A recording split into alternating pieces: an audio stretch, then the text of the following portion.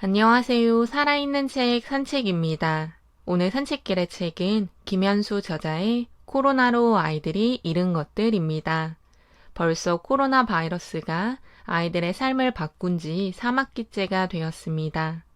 책 제목처럼 3학기 동안 우리 아이들이 잃은 것은 참 많은데요. 아이들뿐 아니라 어른들도 잃은 것이 많지만 자신의 아픔을 온전히 표현하는 방법이 서툰 우리 아이들을 보면 더 마음이 아픈 것은 사실입니다. 이 책에서 나오는 내용이 어쩌면 많은 어른들이 알고 있으면서도 자신들도 힘들다는 이유로 아이들의 아픔을 모르는 척하고 있지는 않은가 하는 생각도 들었습니다. 아마 코로나로 어른들이 잃은 것들이라는 책이 나오게 되면 그 역시 어른들을 위로할 수 있는 또 다른 방법이 아닐까 싶습니다. 코로나로 아이들이 잃은 것을 두 가지라고 볼 수 있습니다. 그 중에서도 더 크게 잃은 것은 관계이며 풍요롭지는 않았지만 일상적으로 끼니를 챙길 수 있던 것들도 잃었습니다. 그래서 빈곤, 배고픔, 아픔, 상처 등이 아이들을 공격했는데요. 일상적인 학교 생활을 통해 친구와의 관계를 가져야 했지만 그렇게 하지 못했고 맞벌이 부부들을 대신해 아이들의 식사를 챙겨주던 학교 또는 의지할 수 있는 공간을 아이들은 잃었습니다. 그러다 보니 우리 아이들은 관계 단절로 인해 정신적 빈곤을 겪었고 배고픔으로 인해 신체적 빈곤을 겪었다는 사실이 이 책을 읽으며 제가 정리한 한 문장입니다. 이 책을 쓴 김현수 저자는 정신건강의학과 전문의로 코로나 팬데믹 상황에서 서울시 코비드-19 심리지원단 단장을 맡아 코로나 심리 방역 업무를 하고 있다고 합니다. 기나긴 시간과 백신으로 인해 사람들이 코로나 바이러스에 무뎌지고 있지만 일상으로 돌아가지 못하기에 아이도 청소년도 어른도 노인들도 각자 스트레스를 받고 있는 중입니다. 책에도 나오지만 우리나라를 포함한 미국, 영국, 멕시코 등의 다양한 나라들은 심리 방역을 하기 위해 조금씩 노력하고 있다고 합니다. 그런 일환 중 하나가 서울시 코비드-19 심리지원단이지 않을까 싶은데요.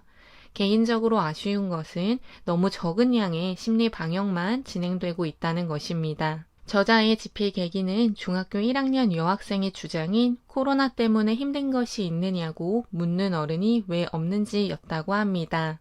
저도 뜨끔한 부분이었으나 아마 많은 어른들이 특히 자녀가 있는 부모라면 더 교육자의 위치에 있는 어른이라면 더더욱 반성해야 하는 질문이라고 생각합니다.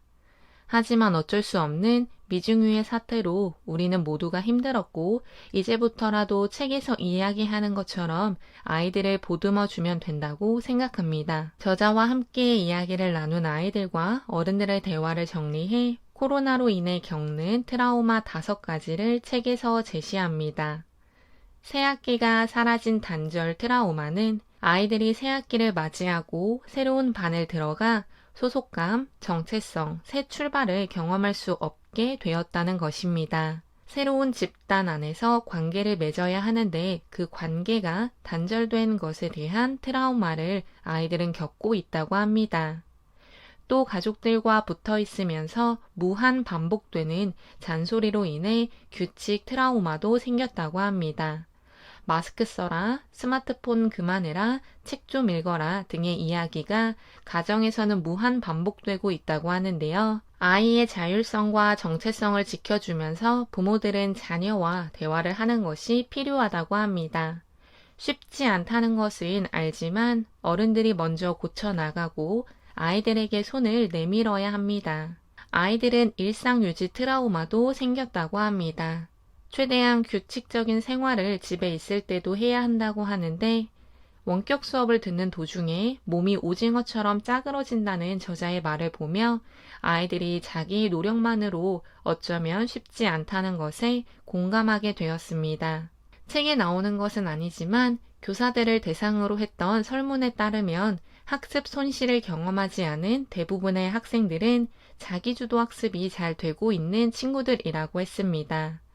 이처럼 코로나19 전까지 자기주도성을 길러내지 못한 아이들이라면 일상유지 트라우마는 어쩌면 당연하지 않을까 싶습니다. 저자는 또한 결손 트라우마에 대해서도 이야기합니다. 집에서 원격 수업만 하고 그도 제대로 되지 않고 등교도 확실하게 하고 있지 않으니 아무것도 한 것이 없지 않냐는 비난 섞인 이야기를 아이들이 너무 많이 듣고 있다고 하는데요. 그렇지 않다는 것을 아마 어른들도 알고 있을 겁니다. 책에서 말하고 있는 것처럼 전시 상황이라고 할 수 있을 정도로 달라진 아이들의 일상에서 아이들은 스스로 이겨내려고 노력하고 있고 다른 방법을 제시하면 그 방법을 따르려고 노력했으며 누구보다 코로나 상황을 이겨내려고 고군분투하고 있습니다. 이런 것들을 어른들이 인정해주고 격려해 주어야 아이들이 결손 트라우마에서 벗어날 수 있습니다. 마지막으로 중독 트라우마를 이야기합니다. 특히 스마트폰 중독을 이야기하는데요. 팬데믹이 오고 난 후에 아이들이 등교를 하고 사교육을 받고 집에 오는 과정 속에서 스마트폰에 의지만 했지 스마트폰 외에 혼자서 할 수 있는 무언가를 하도록 어른들이 격려하지 않았습니다. 아이와 함께하며 스스로 책을 읽는 힘을 길러주지도 않았고 산책을 하며 혼자만의 생각을 할 수 있는 시간을 기를 수 있게 도와주지도 않았습니다. 스트레스에 대처하는 법을 함께 찾아봐 주지도 않았으며 스마트폰과 공부가 아니어도 아이 혼자서 무언가를 할 수 있는 시간과 기회를 제공해 주지 않았습니다. 아이들이 스스로 스마트폰 중독이 되고 싶지 않다고 이야기하며 조절하려고 하는데 잘 되지 않는다고 이야기합니다. 이 상황을 어른들은 이해하고 아이들이 중독 트라우마에서 벗어날 수 있도록 도와주어야 합니다.